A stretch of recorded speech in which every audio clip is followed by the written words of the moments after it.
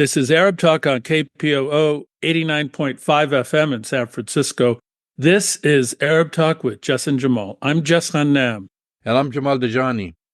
Jamal, in a dramatic escalation in the genocide in Gaza, Israel has assassinated Yahya Sinwar, the leader of Hamas, creating significant turmoil, chaos, not only in Gaza, not only in the West Bank, not only in Lebanon, but globally right now.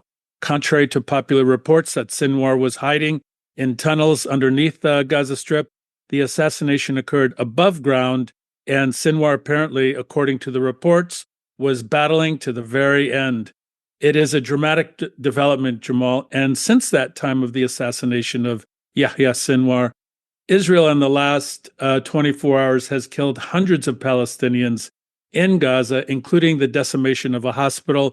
And there is a video that's been surfacing, I'm sure that you've seen it, where a Palestinian young man is literally burning to death from the strike. Despite coming from the White House, we're hearing that this is an opportunity for peace now that they've assassinated Yahya Sinwar. Just the opposite is happening. The region has descended into chaos. We're going to be following that story along with a number of other stories, including this really important topic that we've been speaking about, but that we need to kind of emphasize right now, is that despite the fact that homelessness is on the rise, people cannot afford housing, people who have survived hurricanes, multiple hurricanes now, and are unable to obtain FEMA relief, the Biden-Harris administration continues to pump billions of dollars into the Israeli war machine, including sending over the THAAD missile system. Apparently, it's not working out so good despite this, Jamal, because drones recently evaded Israeli airspace and managed to fly and crash near Benjamin Netanyahu's private residence. The situation, the October surprise, Jamal, Biden-Harris are sending more troops. We're going to see how this unfolds in terms of the local, national, and global landscape. But before we get to that, Jamal, we're going to watch an interview that you did with Professor Sophia Stamatopoulou-Robbins. She's a cultural anthropologist and professor at Barnard College. She recently published a report suggesting, based on her research, that the death toll from the genocide in Gaza could be well over 200,000 Palestinians. She's gone into an in-depth analysis. It's a very chilling report, Jamal, and we're going to listen to this interview that you did with her. That's right, Jess. And this report is very comprehensive and people can read it online. And it takes into account many factors, Jess. Death after the aftermath, right.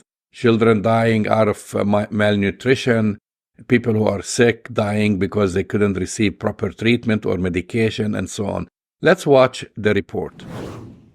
Israel's relentless bombardments in Gaza and onslaughts in the occupied West Bank continue, escalating the death toll of Palestinians in Gaza alone above 42,000. This already staggering fatality rate of 2% of the population in 12 months is expected to swell considerably due to the attendant causes of the war. These are famine, easily treatable diseases turned fatal due to the lack of medical care and supplies, and outbreaks of disease from lack of clean water and destroyed sanitation infrastructure. Even if there were a ceasefire today, all these factors will multiply the death toll many times. These are called the causal effects of war and continue long after hostilities cease. In Gaza, where almost all the hospitals and vital infrastructure have been obliterated by Israel, they will be expansive. In her recent report published by the Brown-Watson Institute, entitled The Human Toll, Indirect Deaths from the War in Gaza and in the West Bank, Dr. Sophia Stamatopoulou-Robbins explains how death will continue to outlive the war in Gaza, and she demonstrates what a realistic assessment of the true loss of life and long-term suffering involves. She's an award-winning anthropologist and holds a PhD from Columbia University. She has done extensive fieldwork in Palestine and Israel, as well as Greece, and is the author of The West Siege, The Life of Infrastructure in Palestine, in addition to numerous papers. Welcome to Arab Talk, Sophia. Thank you for having me. We have death tolls in Gaza that are already astronomical. Then you have such reputable sources as the Lancet stating that they are easily 4 times greater. What metrics are used to arrive at a more realistic assessment of fatalities? Yes, thank you for your question. As you see in the report, we compile previously published data from international organizations as well as public health researchers and researchers doing work in Israel and among Palestinian organizations. And one of the things you see, as you mentioned, is that people who work on war look at ratios of direct deaths to indirect deaths. And I will say that my research showed that the conservative estimate is around 1 direct death to 3 indirect deaths. The Lancet report, which was published in July, used also a conservative ratio of 1 direct death to 4 indirect deaths and found 186,000 people would have died from both types of deaths by June, actually. But I will say that the ratio that some war experts use can go up to 25 indirect deaths per direct deaths. That's right. So really, we should be taking very, very seriously the question of this so-called indirect death. And I will add that war experts are also divided on whether these indirect deaths should be called indirect in the first place, because they are clearly the outcome of, as you mentioned, the destruction, which is quite direct, of infrastructures, roads, of course, where people live, apartment buildings, hospitals, etc. So as you mentioned, the report draws on other reports that do similar work to look at what are called the causal pathways to indirect death. And those 3, which are widely agreed upon by war experts, are economic collapse and food insecurity, destruction of infrastructures and the health system, and environmental degradation. So I'm happy to talk about how those actually kind of work themselves out in Gaza. Well, that was my next question, really. The causal pathways is the term used for factors driving indirect deaths. So can you talk about this and explain these different pathways in Gaza, causal pathways? Absolutely. Yes. So I'll start by saying that being displaced cuts, of course, access to shelter, income, healthcare, family support, and exposes you to the elements, to infection and to disease. So in particular in Gaza, we have 90% of Gaza's population that has already been displaced. That's at least 1.9 million people who are living in shelters, tents, on the beach or on the street. At least 3/4 of the housing stock has been damaged or destroyed, so there's nowhere to turn to, even if you could go back to your home. Almost all roads have been damaged or destroyed. And meanwhile, food insecurity means that people are dying of starvation. And as you may have seen in the report, at least 62,000 people are estimated to already have died in Gaza from starvation. But also being malnourished or experiencing famine means your immune system is compromised. So you're more susceptible to infectious diseases, infections. And here, I think a reminder is helpful that at least 94,000 people are injured in Gaza.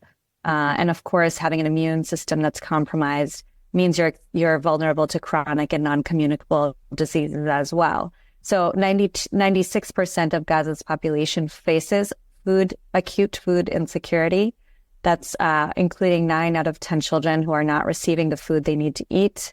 As you know, there was already a very limited amount of water available to people in Gaza before the war. So a UN report in 2020 had found that I think 92% of Gaza's water was unfit for human consumption. That's 4 years ago now.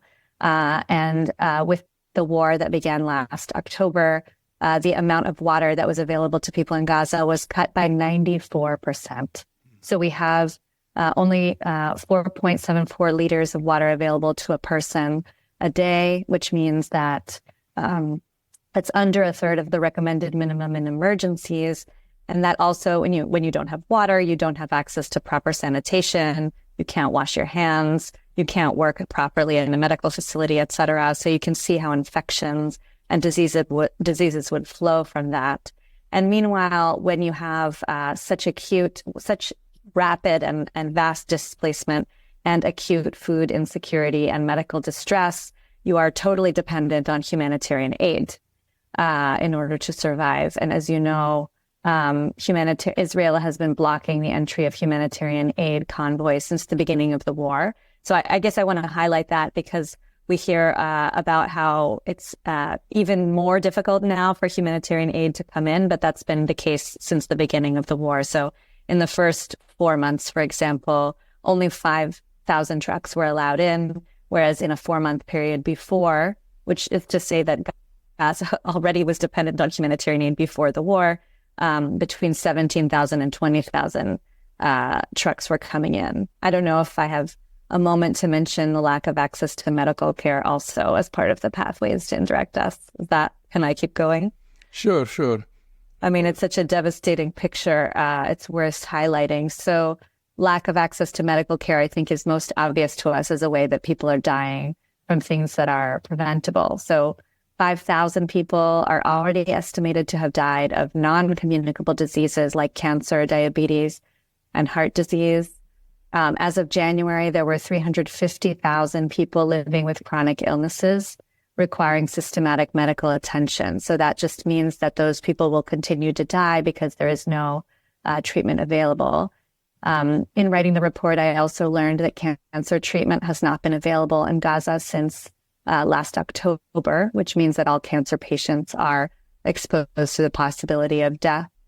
And just to say, because this seems to strike people because of its kind of tangible element, as of June, there was only one toilet for over 4,000 people in the El Mawasi area, which is where most people are being pushed now in the south of Gaza, which is supposedly a safe zone as it's also being bombed. So the situation is extremely dire, and you can see that all of these factors also play into each other, right? So if the medical care doesn't exist, the significance of there not being water is that much more important, et cetera. I mean, these are crazy factors, really, what you're talking about. These factors are exacerbating the indirect death toll from this war, according to the report. But how are they different from other wars? Yes, so as you mentioned, I have worked specifically on Palestine. So when I think about how these factors are different, I think in terms of Palestinian history more than anything. But I can say that in any situation where a civilian population is trapped in one small piece of territory, bombed from the skies and attacked from the ground, and then prevented from receiving aid, you will have these factors coming together. In Palestinian history, this is unprecedented, despite the fact that there have been moments in Palestinian history that have felt quite unprecedented before. So I worked in the West Bank for my research between 2007 and 2017. And we watched from the West Bank the cycles of attacks, bombings of Gaza that were repeated especially after 2007. And each one seemed completely preposterous, that there were bombings of entire apartment buildings and upwards of 1,400 people being killed at a time. So the scale is massive. I will say that in looking at the Costs of War project as a broader project, and seeing the way that they have calculated the total number of people who have been killed by in the post 9/11 wars, for example, I want to share that between 4.5 and 4.7 million people are understood to have been killed in the post 9/11 wars, specifically in U.S.-backed military operations. So I did the math. That's an average of 200,000 people who are being killed every year by the U.S.-backed military operations across the globe. Now, if I take the same ratio of 1 to 4 that the Lancet report took in July, and I apply that to today's figures for the direct deaths in Gaza, we have 41,615 direct deaths in Gaza as of October 1st. That's with a 1 to 4 ratio, 208,000 people who would have been killed already in 1 year. So that's in just Gaza over the global average, if that makes sense, of the number of people who have been killed by U.S. military operations. It's really staggering, and I'm sure you've been circulating your report, and I just want to know the reaction. If you've reached that point where you get this reaction from other NGOs and government officials, do they actually comprehend these figures that you are providing them with? That's a great question. I don't know how people are fully processing this information. We do know that historically, and I speak here as an anthropologist, people have a hard time processing large numbers. Sometimes that's why I have to say something like one toilet for 4,000 people, which somehow speaks more to some people than me saying 208,000 people may be dead already in Gaza. I hope, that's the hope of the costs of war, is that when you actually map out both the causal pathways and the possible numbers, people will respond differently, because I think we do emphasize often, all of the media really emphasizes direct deaths, right? And even tries to dispute those direct deaths because they are coming out of the Ministry of Health in Gaza, as you know. But I do want to share also, just to hammer home the numbers. Okay, so I gave you the conservative estimate of 1 to 4. Then I just entertained the idea that we could be looking at a 1 to 25 ratio, 1 direct to 25 indirect, which is possible in wars. That would bring us to over 1 million Palestinians killed in this war already. I just want to say that is half the population of Gaza. Half the population in Gaza, and maybe 1/6 of the population in entire Palestine. Yeah. So you can see the significance of putting the numbers together just to get people to fathom the destruction. Let's talk about famine. There is ample food and aid queued up, trucks outside the entry points to Gaza, but Israel has been blockading it for months.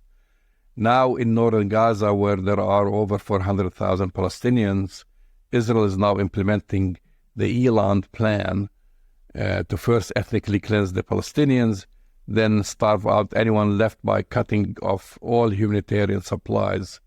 No aid has entered for the last 2 weeks. Is mass starvation a factor usually considered when determining the cost of war?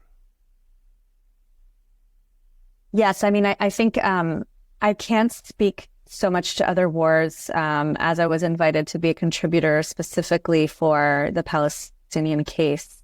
But I can say that, unfortunately, yes, malnutrition, starvation, and famine tend to be factors in other wars.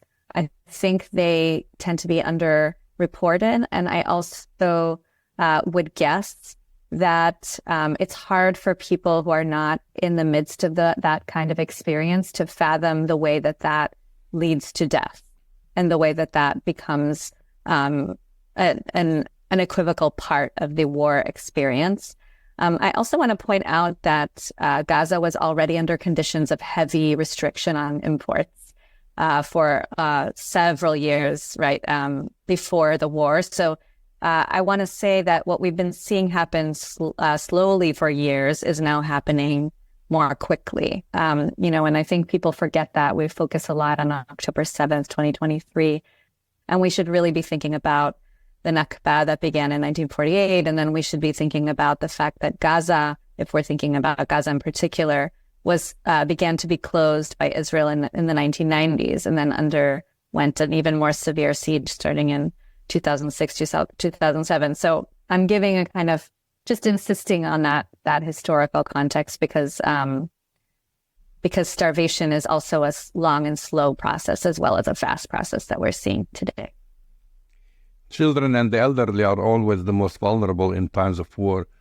Talk about the impact and toll on children alone, both now and in the foreseeable future. Yes, I mean, that is one of the more devastating pictures that comes out of the report. I should add that no group or gender has been spared, but it's true that children under 5, women and the elderly, as well as the disabled, have been especially vulnerable.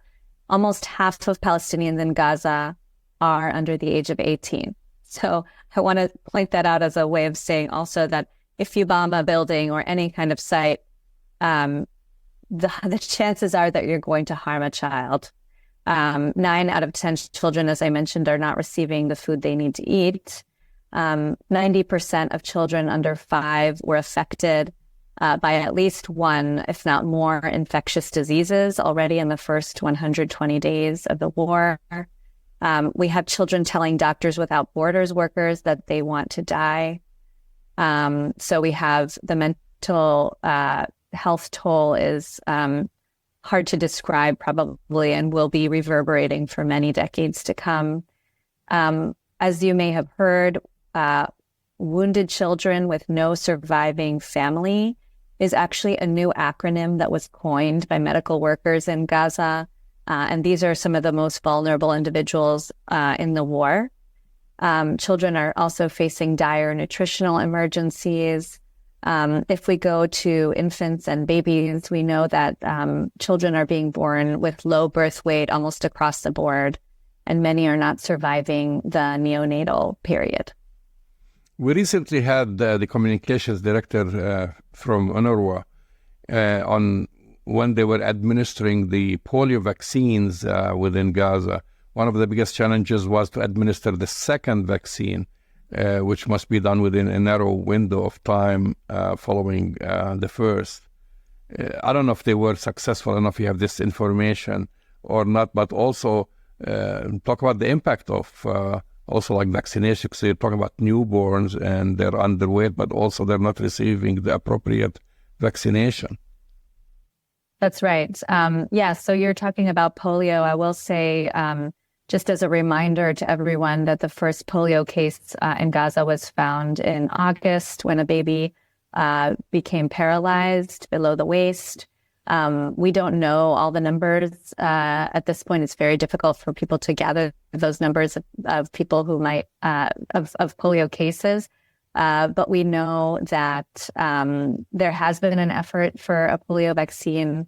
And at the same time, Israel continues to bomb essentially places that where people might be receiving the vaccine. So the example I have in my mind is that on Monday, Israel bombed a school in Nuseirat and killed 22 people. And it was at this school that the second dose was about to be administered.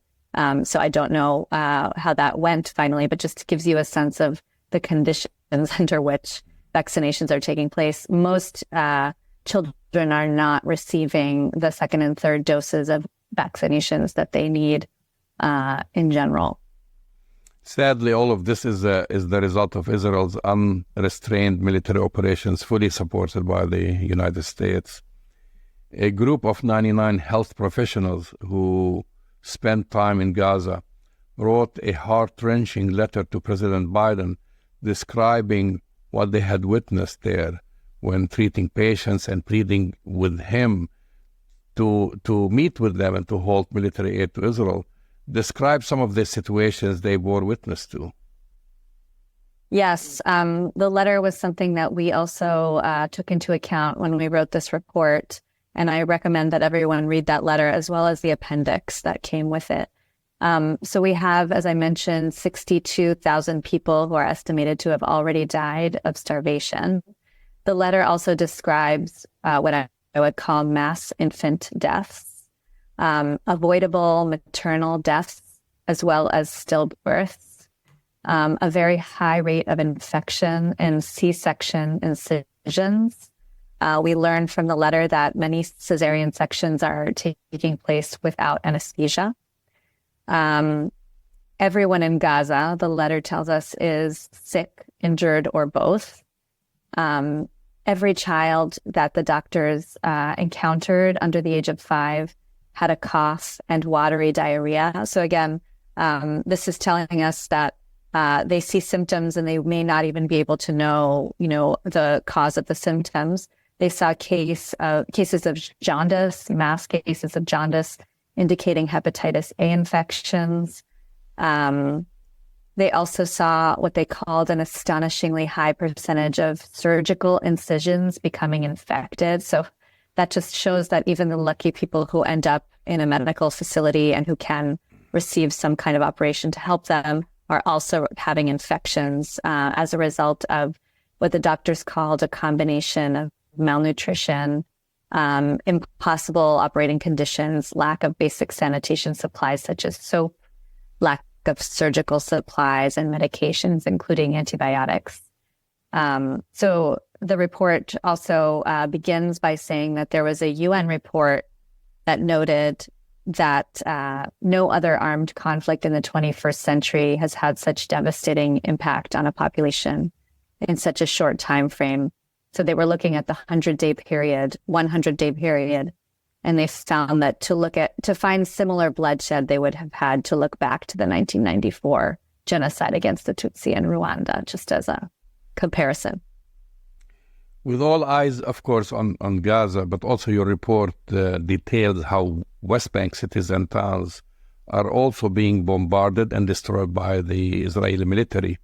The direct death toll there is over 750 in the past year, with at least 165 of them children. Israel's finance minister has called for some towns to be wiped out. A UN press release states that Israel is turning them into mini Gazas. Your thoughts on that? Yes, it was very important for the report to account for what's happening in the West Bank as well, because as you mentioned, the eyes are really all on Gaza. And now actually they're also shifting away from Palestine entirely to Lebanon. So it's important for us to be thinking about all of these places at the same time. Many of the same processes we see in Gaza are happening in the West Bank as well. So there is food insecurity that has spiked in the West Bank, for example. It has doubled to 600,000 people who are food insecure. We're seeing systematic Israeli aggression in the West Bank, unlike anything we've seen in almost 20 years. So there's also that unprecedented scale. Infrastructure and medical facilities have been targeted. So the report focuses as a case study on the north city of Jenin in the West Bank, where, for example, a surgeon was shot on his way to work in the morning, going to Jenin's governorate hospital. Patients have been killed while receiving treatment. Paramedics and ambulances have been shot at by Israeli soldiers. Meanwhile, the economic hit to the West Bank has been massive.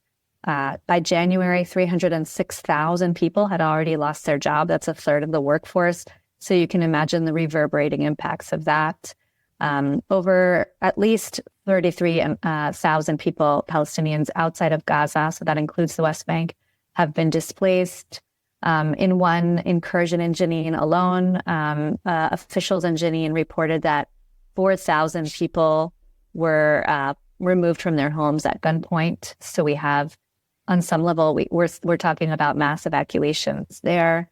We have 10,300 West Bank Palestinians who've been arrested. And just in terms of the destruction, Jenin, where I spent a lot of time as part of my research, has sustained at least 70% of the streets and infrastructures being destroyed or damaged. People are describing, for example, bulldozers digging deep into the streets to remove sewage networks, to destroy sewage networks, electric infrastructures. And during one part of the incursion, 80% of the city had its access to water cut off. So you get a sense of how similar it is actually to what we're seeing in Gaza. You mentioned Lebanon. Now with Israel attacking Lebanon, do you see a strategy to reenact the destruction of civil infrastructure and population displacement to create another humanitarian catastrophe like the one in Gaza? Yes, I mean, thank you. Of course, it's important that we're talking about Lebanon. Also, the report did not cover the evolving crisis of Israeli aggression in Lebanon.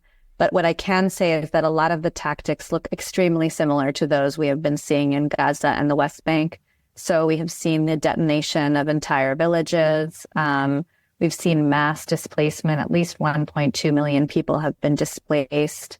We've seen the use of evacuation orders. So at least 25% of the territory of Lebanon has been under evacuation orders. We've seen the bombing of apartment buildings and the creation of a sense that there's no safe place. We also know that Lebanon was under great duress before the beginning of Israel's attacks there, and that the medical system, which was already struggling, is under the threat of collapse.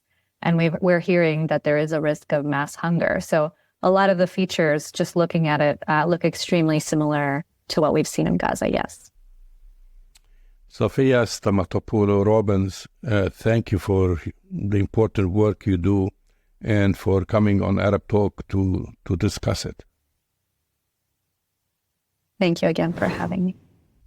That's the voice and the face of Dr. Sophia Stamatopoulou-Robbins. She's the cultural anthropologist and Associate Professor of Anthropology at Barnard. It's very chilling, Jamal. And, you know, the official death toll report from the Gaza Health Ministry is over 42,000. The Lancet report said about 180,000 is a more accurate reflection of the death toll. She's saying something much more disturbing, Jamal, based on a more comprehensive analysis of the impact of war on civilian populations, including future deaths from lack of medical supply and lack of, birth rate because you've killed so many people. She's really estimating a phenomenal death impact on Palestinians in the war and genocide in Gaza, Jamal. It's very chilling. It is very chilling. I mean, it's a long-lasting, because people, usually they're counting numbers now. I mean, we're getting, and these numbers, I read today, in the Washington Post, the headline was about the death toll of Palestinians, 42,000 people killed, and they always try to qualify this by adding the Hamas-run health ministry to cast doubt on these numbers, right? Because Israel's Hasbara machine always tries to say no, that's a high number and so forth. But what she's saying, and the number is going to be in the hundreds of thousands when you count everything, when the dust settles. Number one, we don't know how many people are beneath rubble. Then you have all these injured people who are not going to make it because they're now counted as injuries. Then you have these people who are going to just die from simple diseases or illnesses because they can't get their medication. They can't get their heart blood pressure medication, for example, where people normally use that and survive. They die because of that. They're going to die because they couldn't get treatment for cancer. They couldn't die for multiple things. And then you also have the poor sanitation and diseases that are going to spread. Israel is not only destroying the infrastructure in Gaza, but it's also doing it in the West Bank, in places like Jenin, where they're basically sending their big bulldozers to dig out the sewage system and so forth. And, that's going to cause the spread of disease. And once these people, as we've reported on the show, entire families disappeared, were wiped out, generation after generation. So these families are not going to reproduce. You're not going to have children. You're not Right. going to have grandchildren and so forth. So this takes a generational toll on Palestinians. So you have to take that into account. Anyway, it's a very comprehensive report. I mean, people can read it online. Right. But I think it relates to something that we're hearing more and more, Jamal, and this came from the United Nations this week. And, we've been calling it a genocide, but the word that is being used, which has legal implications, moral applications, and I think is a better description of what's happening in Palestine right now, especially in Gaza, the word now that's being used is extermination. That the campaign that Israel is engaging in right now is a process of exterminating an entire Palestinian population.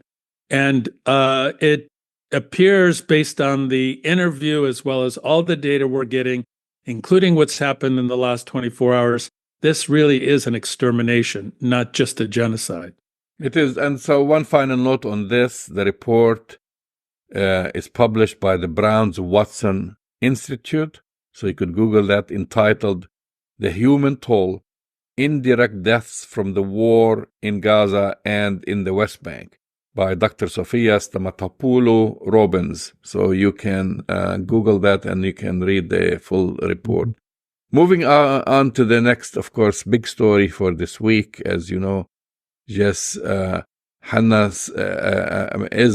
declared the death of Sinwar, and they're taking this as a victory lap. President Biden called Benjamin Netanyahu from Air Force One to congratulate him. And now what is being marketed by this administration and others, that his death, Sinwar's death, basically can usher a ceasefire. Or, like the end of Hamas and so forth. And which did not happen when Sayyid Hassan Nasrallah was assassinated, because what we're watching on a daily basis is resistance ongoing in Lebanon and in Palestine. So a video which Israel actually broadcast shows the final minutes of Yahya Sinwar, showing him mass and wounded in shell-smashed apartment, hurling a stick at a drone, filming him. And this video has been circulating and inspiring pride among Palestinians, because Yahya Sinwar, if people had listened to his words or watch him several of his interviews, he always said that he repeatedly shared, and this is the line shared by Palestinians and by, he was saying, the best gift the enemy and the occupation can offer me is to assassinate me, and that I go as a martyr.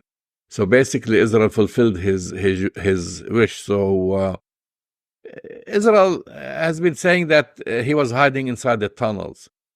They said he was keeping Israeli prisoners next to him to save his life. And the video shows what the story goes is that Yahya Sinwar was hunting down Israeli soldiers in Rafah. Exactly. And above ground. Above ground. And where they've been operating since May. He basically was not hiding, as they said, in a tunnel. He was in a full fatigue. He engaged an Israeli brigade directly with a handful of fighters. And when he was resisting, he ran into a building and got up to the second floor. They shot a tank shell at him. That's per Israeli account. He lost his arm. And still, when the occupation tried to raid the building, because they were afraid, they sent a drone to see if anyone survived or if the building was booby trapped, and they threw grenades down inside the building, injuring the several members there. There were 3 members there, and then he lost his arm. He kept basically fighting to the last breath. And I think if Israel, they underestimated the power of that video. Otherwise, they would not have aired it or put it on the air. So basically, the Israeli occupation has successfully immortalized him as a leader who died fighting on the front lines, resisting an occupation, and unlike Benjamin Netanyahu, who hides in bunkers and wherever, or any basically a leader, he was leading the resistance. Well, Jamal, this is yet another example of a political as well as military and moral failure on the part of the Israelis and the Americans and the Western alliances. I just want to go back to something that you said earlier, which we really need to highlight.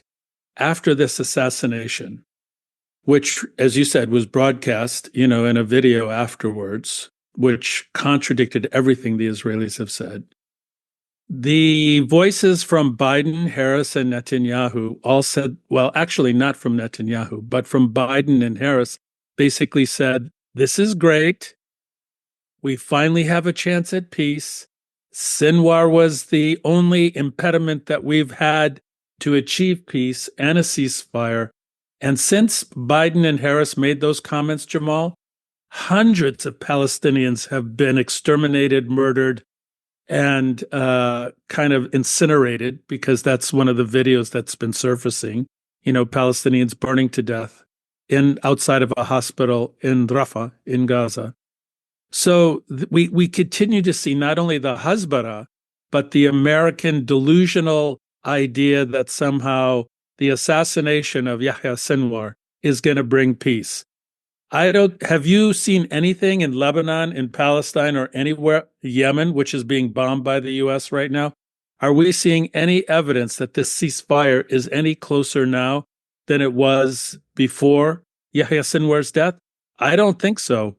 Listen, if we're going to see any peace soon, the United States would not have sent the THAAD missile defense batteries at the cost of $1 billion each, which we'll talk about it in our last report, Jess. But let me start talking about. But did you see? But did you see what Harris said? She goes, "This is a great day. We finally have a chance for peace." She keeps reiterating this thing that she continues to provide undying support for Israel and its ability to defend itself. We keep hearing that, Jamal. And yet we look at the poll numbers and we see that she's slipping in a lot of battleground states and in Michigan. Well, she said that in Michigan. She repeats that, and then they wonder why they are now 1% trailing behind Trump in Michigan. Right. And in Georgia, by the way. This is the newest report. So the United States has spent a record of at least $17.9 billion on military aid to Israel since the war in Gaza began, and led, of course, to the escalating conflict that now we are witnessing. There is a report by Brown University's Costs of War project, which was released this past Monday. An additional, which people also don't talk about, an additional $4.86 billion has gone into stepped up U.S. military operations in the Mediterranean or in the region.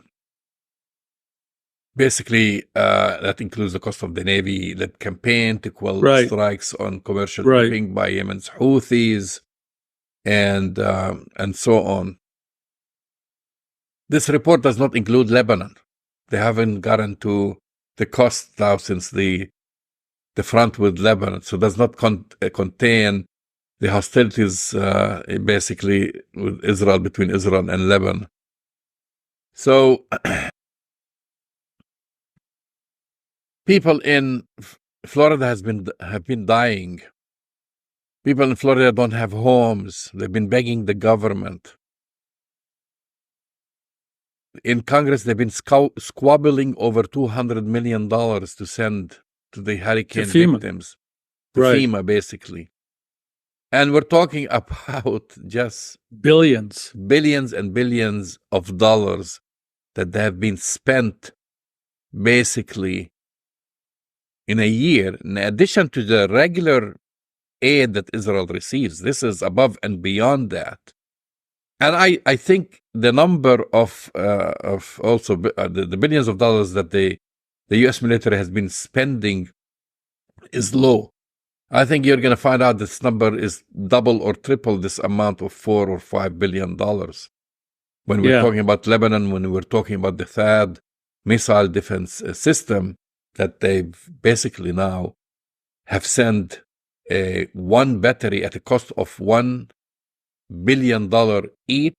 And if you use what the battery has in missiles, the cost rises to about $1.7 billion. Wow. In addition to minimum of 95 U.S. servicemen and women who are needed to operate this. Well, guess what? Israel has put an official request to get a second one. They want a second battery. And we're going to hear next couple of days whether this request has been approved or not. And I guarantee you it's going to be approved. Of course it is. Because... But Jamal, what about all this rhetoric about Israel's superior military, army, defense systems? It seems like this has been a complete hoax in terms of how the Israeli military has been portrayed. It appears, well, we have lots of evidence, right? They thought that they would be able to crush Hamas in a couple of weeks. It's been a year plus. They thought they'd be able to take out Hezbollah in Lebanon in a couple of weeks. It's been over a year. They thought that they could prevent any attacks from missiles coming from Lebanon, from Hezbollah. And we see that a drone not only penetrated and got to Haifa and Jaffa, but that it also got through to the prime minister's residence. What is really going on, Jamal? It seems like this portrayal of the Israeli defense and military is not accurate. It's been a lie. Well, Israel has the best weaponry the U.S. can offer at the expense of the U.S. taxpayers' money. We should say that. But it doesn't mean that you have superiority. I mean, also other countries have advanced, even within the rudimentary weapons that they have, like Hezbollah compared to Israel's. There are ways to, for example, overwhelm the Iron Dome, and we've seen that they can you cannot, you will overwhelm the Iron Dome if you launch 500 missiles at once or 1,000. There are numbers, there are formulas that these people who operate these things calculate. And now, to me, when I see in the news that they've requested an additional THAAD missile defense battery from the United States, it tells me that Benjamin Netanyahu still wants to do something with Iran. He wants to bomb Iran. He wants to strike Iran because he knows just a day ago Iran broadcast a video with music. It looks like a Hollywood production, but basically a 1 minute long video showing its missile capabilities on display, launching different sizes, those going from small missiles to the hypersonic ones, to showing and saying, we're going to hit you hard if you do anything. But I don't think he's going to listen to that. Well, of course not. And I think he might be foolish enough to do something before in the next few days. Although the administration has asked him not to do it, not to target oil fields and nuclear facilities, he might not listen. Because the Israelis are bragging now, we didn't listen to Biden. If we listened to Biden, we wouldn't have killed Sinwar, wouldn't have done this and that. They take their successes like in installments. They think like by killing Sinwar, like after a year. They want you to forget about their colossal failure of October 7, 2023, when they lost over 1,200 people and Hamas was able to take over entire military bases, Israeli military bases, and overwhelm them. And they thought, like as you said, they could retaliate within 2 weeks and end the war. So it's been a year. So what they tried to do, kill thousands and thousands of Palestinians and now killing Lebanese civilians in order to reach to one leader. They kill thousands of people in order to kill Sinwar, and they think it's all over. They drop 80 bombs in Lebanon in order to kill Sayyid Hassan Nasrallah, and they call that victory. Well, Jamal, I mean, I just want to take issue and maybe reformulate something you've said. The White House keeps saying, "Oh, we're telling Israel to do this. We're telling to hold back, not to do this with Iran. Now we have a chance to cease fire." I think that's all. Those are all pieces of misinformation. I think they're completely talking points, because if we look at the actions and not the words of Harris and Biden, I really believe that the United States has given Israel the green light to exterminate Palestinians, to bomb Lebanon, and to go after Iran. I think I mean, look at all the weapons they're sending, right? And look at all the freebies that the Israeli military has been getting from the United States at taxpayer expense. So I think we need to be careful not only with Israeli Hezbollah, but American Hezbollah, specifically Harris and Biden Hezbollah, saying this ushers in a new era for a ceasefire and peace, blah, blah, blah, blah. I think just the opposite, Jamal. I think we're headed for a significant escalation. I think, this could be the October surprise. We've got, 16 days left, plus minus, until the elections. The race is tightening up, if not shifting over to the Trump side of things. It's not looking good for Biden-Harris, Jamal, on all accounts. And in addition, they're lying to the American people. Well, the biggest husband, that if you're talking about that from the Biden administration, is saying that, we're working so hard day and night to for peace, achieve for a ceasefire. Right. But here's a check for $7.9 million. Here's a check for another, And 100 Army personnel and a THAAD missile system. So, yeah. Does that make sense? Doesn't to make anybody? Sense. It doesn't make sense, but what I'm saying is if Israel strikes Iran, I think we're going to see a whole different ball game. And that's why they feel, or they believe, that the THAAD missile defense battery system, whether it's one or two, is going to stop the Iranians from retaliating. And I don't think that's going to happen. I don't think it's going to happen, Jamal. And I think that given the rhetoric coming from Netanyahu's office, given the celebrations, that are happening in Israel with the assassination of Sinwar, the most obvious kind of analysis about what's going to happen right now is a significant escalation. I mean, Netanyahu and the Israelis know, Jamal, that because people are focused on the election, they do whatever they want to do. They realize that, they're not only do they have the blessing of Biden and Harris, and they have the full military support in terms of how the American media cycle is working right now. The extermination of Palestinians and the destruction in Lebanon is not the top news story anymore. It's just not. We're hearing about Trump falling asleep during a rally, and Harris in Detroit, celebrating Israel. So I agree with you 100%. I think we're headed for a much, much more chaotic and disturbing development. Not that this last year hasn't been horrific. It has been. But I think we need to really prepare ourselves for it to be much worse. You've been listening to Arab Talk on KPOO San Francisco 89.5 FM. Go to our website, arabtalkradio.com, to download the latest shows, and we'll talk to you next week. See you next week.